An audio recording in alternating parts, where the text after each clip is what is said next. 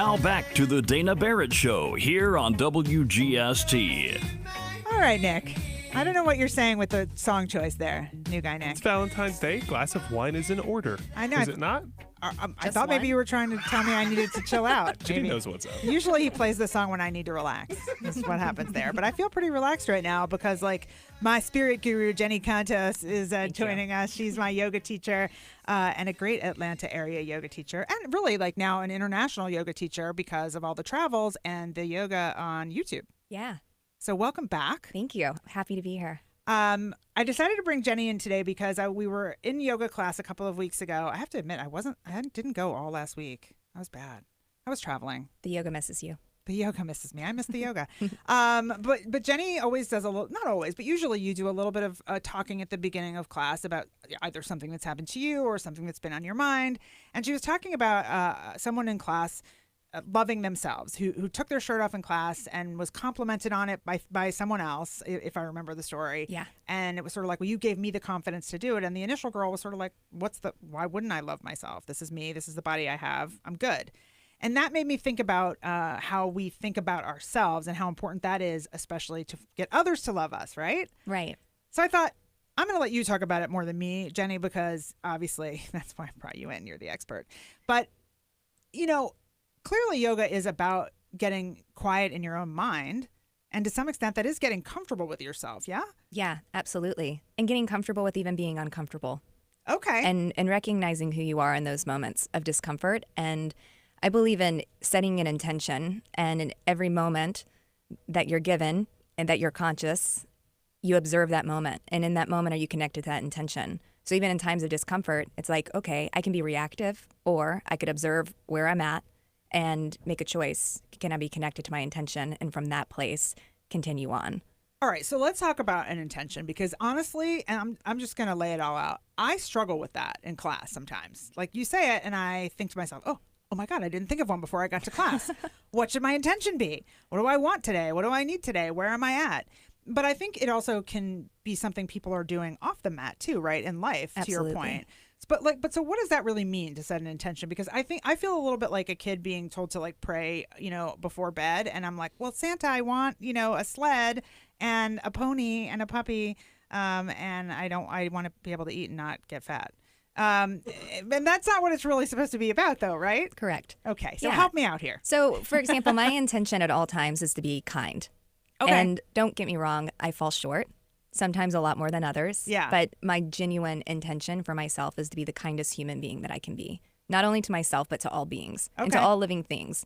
And that goes from listening to how I talk to myself. And sometimes I'll slip up and ask my husband, does this make me look fat? Yeah. And he'll, say, listen to what you just asked me, right? Right. Because it's Oh. not true. Yeah. And so listening to the thoughts that I have, listening to the words that I speak in moments that I'm challenged is my action coming from a place of kindness, or is it coming from a place that's maybe a little bit, to me, easier, a place of reaction? I think about that with the food that I eat. Is this me being kind to myself? I think about it with my dog, when he does something silly. Am I being kind to my dog? Or bad. Or bad. Sorry. That's my dog, not yours. Yeah. And on my yoga mat, am I being kind to myself if I'm in a yoga pose and I'm creating a lot of tension in my body, or throwing myself in postures that my body actually has no business being in just because it might look good? Right. And I think that goes for everything off your mat. Are we putting ourselves in situations that just look good, Yeah. but not feel good? And am I being kind to myself? And in turn, if I'm not being kind to myself, I'm not being kind to the other people that are around me. Yeah. So All right, so let's take this to kind of a love intention, because it is Valentine's Day. I love the idea of being kind. I probably need to work on that. Don't ask. I'm sure I need to work on that. But I think there's also this idea of like, and we sort of started to talk about this at the beginning of the segment, about sort of knowing yourself. And being kind to yourself is about loving yourself too. But it's also, I think, a bit about acceptance when you do make those mistakes, right? absolutely. I think love comes from listening. And it's funny, I was listening to something the other day, I can't even tell you what it was, but some girl had called in to something and it said, how do I convince my boyfriend to get me flowers for Valentine's Day? And so I've been using that in my classes. Like, okay, what if on Valentine's Day someone came into you and gave you a box, and inside that box was a sticky note. And on that sticky note it said 30 minutes of just listening time. Ooh. 30 minutes of interrupted conversation. What would you do? Would that trigger something to be like, well, where's my chocolate?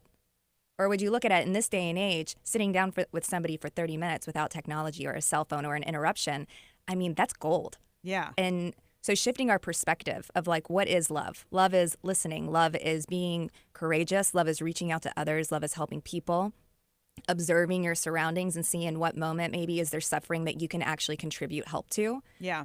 Whether that be somebody on the street, you might have an extra protein bar in your car, or somebody in the grocery store who has a really hard time reaching the cereal box on the top shelf. I like that Jenny raised her hand on that one. Just FYI. And it's like, how can we observe our surroundings and be of help, be of love? Yeah, I think there's also this whole idea of being comfortable with what's happening right now. And so if you can take all of what you just said around the word love, but then also accept the box with the Post-it note, or accept that I'm single right now, or accept that I'm having a drink with girlfriends instead of going on a date or whatever, that also I think can take away some of the angst of these Hallmark holidays, if you will. Right, and understanding where you're at, understanding in general, coming from a place of understanding, even if you don't agree with what's happening, or even if you feel like you should be in a different spot, like having drinks with a boyfriend, but understanding that this moment right now is the foundation for our future. Yeah. All right. I have to go back to the flowers discussion though, or the candy discussion for a second, because I know a lot of women are right now, they're nodding and smiling, listening, but they're also like, but I really just want flowers, and why doesn't my husband understand that I don't like carnations? We've been together for 20 years. I don't like carnations. Why does he keep buying them?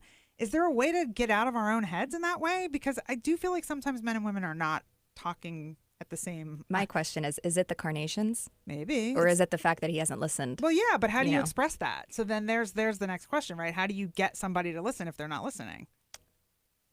Get a divorce. Therapy? Therapy, yoga. Yoga. You both come to yoga class. Having clear conversations from a place of love and saying, and sometimes people just need a billboard, like in order to like finally get it. You can drop hints, but until you can have a clear conversation with somebody, that's uncomfortable sometimes. Yeah. And raise his hand on then that they one. don't understand. And then you could say things 1,000 different ways. And then you can say it one way that they are like, oh, that's what you've been saying all these years. Yeah. You don't like carnations. I thought you loved carnations because you drew a picture of a carnation once, 10 years. Like there's so many ways that you can pick up stuff. But seriously, there's some people who need billboards. Right. In order to see like that's what they're communicating to me. Yeah. I like all flowers, just FYI. If anyone wants the address for the station, Nick will happily give it to you. Yeah. Yeah, I love all of that. I do think it is important to have those clear conversations. And I do think getting right in your own head is about all of that, being comfortable with who you are and what you really want. Right. Because you're right. I think it's not really about the carnations. Yeah, and ladies, don't get me wrong. I love getting flowers and I love getting chocolates and sweet cards and things like that. But I feel like at the end of the day, if I'm missing that, I might be missing something else. Yeah, well, I think those things are the icing on the cake, right? So if the cake is great, then the icing's also great. Right. But if you just throw icing on cardboard, not so much. Right. Yeah. That's my analogy for the day. On that note, we're officially out of time on this segment. Jenny, always great to see you. Thank you for having sharing me. your wisdom. I really appreciate it. Happy Valentine's